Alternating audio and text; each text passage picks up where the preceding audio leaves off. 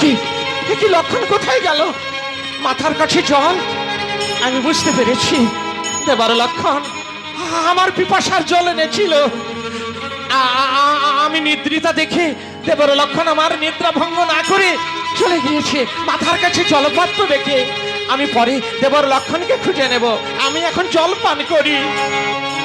এই বলে সীতামা জল পানে উদ্যতা। সঙ্গে সঙ্গে দেখা গেল লক্ষণের নিজ হাতের লেখা পাত্র, আর সেই পত্রখানি কুড়িয়ে মা আমার পাঠ করলেন। দেখি লক্ষণ কিছু লিখে রেখে গেল।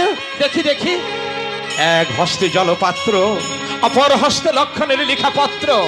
মা আমার পত্র পাঠ করলেন। মা, দাদা রামচন্দ্রের আদেশে নিষ্ঠুর প্রজাদের অপবাদে তোমায় যাবজ্জীবন দিয়ে গেলাম বনবাসে।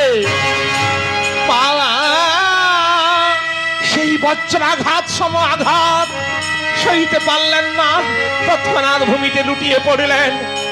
মায়ের হাত থেকে জল খসে পড়ল,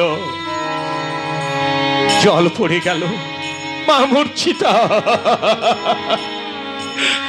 মায়ের মূর্ছা ভঙ্গ হলে মা আমার অস্পষ্ট স্বরে উচ্চারণ করে, দেবা দেবা, তুমি ঝগড়া করে আমাকে বনবাসে দিয়ে গেলে। দেবার লক্ষণ লক্ষণ লক্ষণ। না, এই জীবন আমি রাখবো না। ওগো প্রভু, তুমি আমাকে অগ্নি পরীক্ষা করে যখন গ্রহণ করেছিলে, তুমি কি দেখনি আমার সতীত্বের পরিচয়? লোকোপবাদে কলঙ্কিনী বলে তুমি আমাকে নির্বাসনে দিলে। এই জীবন আমি রাখবো না।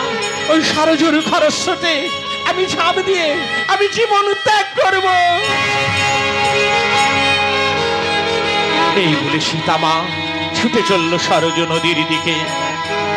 আর সরজুর সেই জলে নেমে